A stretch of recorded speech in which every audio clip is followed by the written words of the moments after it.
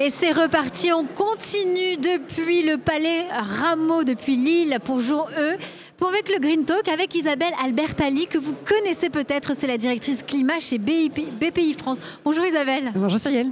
Bon alors concrètement, vous accompagnez, et d'ailleurs c'est le sujet et le thème de la journée ici avec Jour E, vous accompagnez chez BPI France les entreprises vers la transition écologique forcément.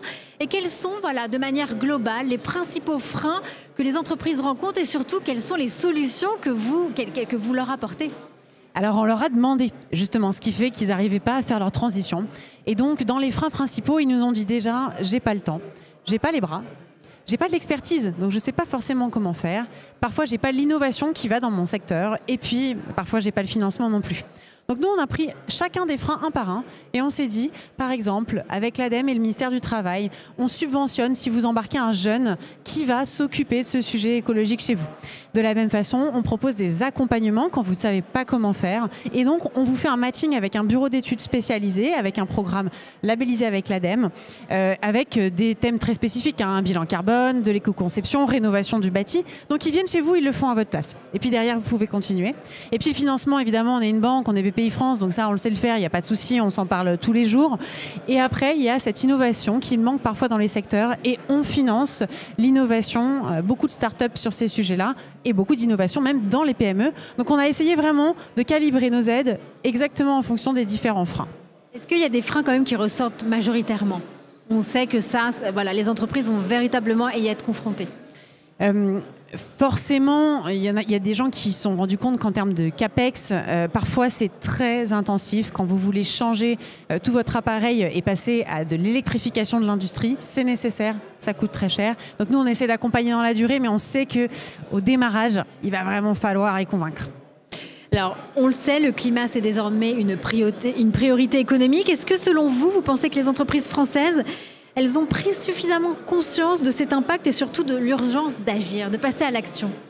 La RSE, l'impact. Alors, c'est génial parce qu'on a justement, encore une fois, demandé à ces dirigeants. Et évidemment, moi, je ne passe mon temps qu'à voir des gens qui sont embarqués sur le verre, donc j'ai un petit biais. Mais on leur a demandé. En 2020, il y a un tiers de dirigeants qui nous ont dit « Oui, c'est un enjeu, ça va être stratégique, je m'embarque dedans ». En 2023, on leur a redemandé. Et là, on était déjà passé à 2 tiers. Donc, ça veut dire que ça bouge.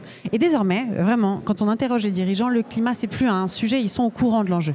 Là où maintenant, il faut les sensibiliser d'autant plus, c'est que cette décarbonation qui est assez long terme, puisque j'essaye d'éviter les tonnes de carbone pour le futur, ça, parfois, les empêche de penser très court terme et à savoir à s'adapter. Et donc, dès qu'il y a un risque physique, une inondation, une sécheresse, une vague de chaleur, il faut être adapté dès le départ pour éviter d'avoir à payer le risque après coup, donc l'assurance, de devoir remettre en état. Oui.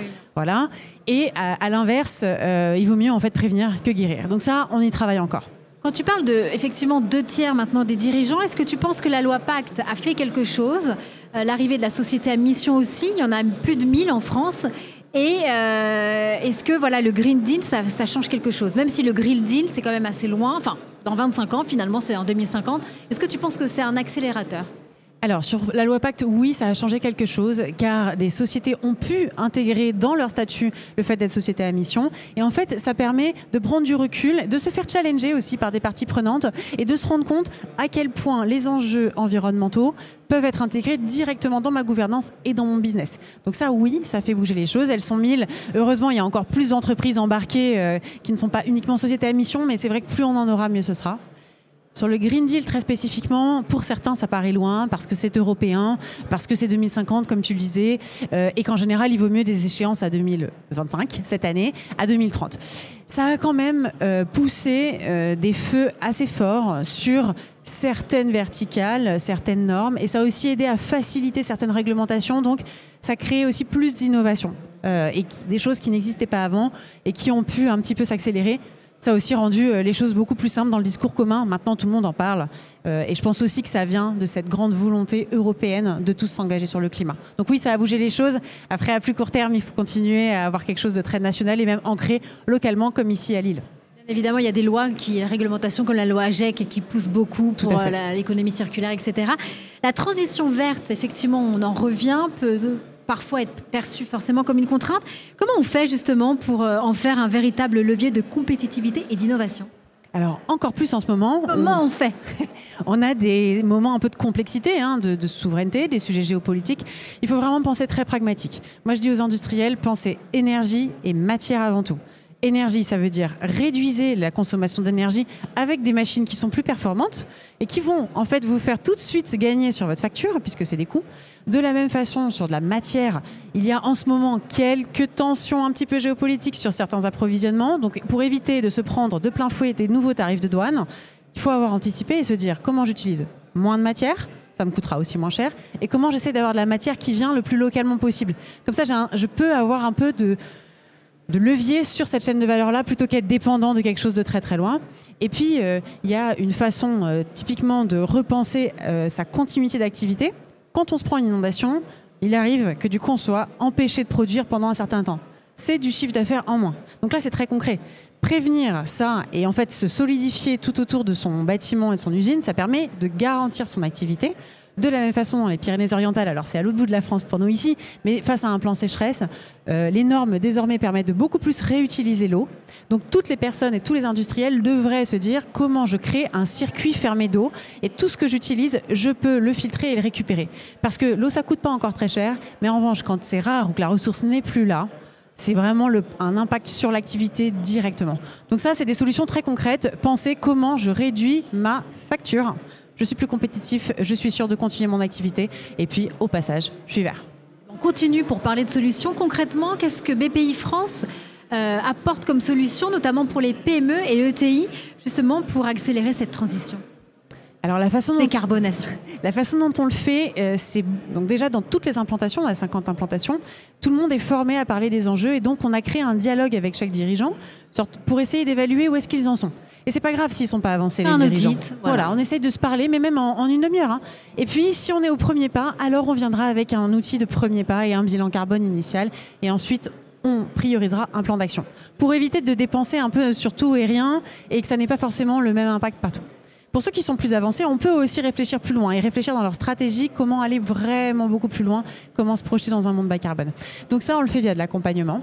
Évidemment, derrière, on a tous les prêts possibles, c'est-à-dire qu'on peut aussi bien étaler des dettes pour aider à faire de la rénovation, parce qu'on sait que ça coûte cher, mais aussi avoir des prêts beaucoup plus simples, des prêts verts, pour des choses beaucoup plus courantes, ou même sur du nouveau matériel, changer d'équipement, etc. Ça, on sait faire. Donc c'est à la fois cette expertise, cet accompagnement, ce financement, et puis on essaie de mettre en avant et de créer un écosystème de gens qui fassent des cordées. On est très dans le collectif chez nous, chez BPI, donc il y a ce côté, ceux qui ont déjà avancé viennent tendre la main à ceux qui cherchent encore des solutions. Donc on a créé la communauté du coq vert avec ce beau coq. Justement, voilà, on peut en parler, on a le temps, voilà.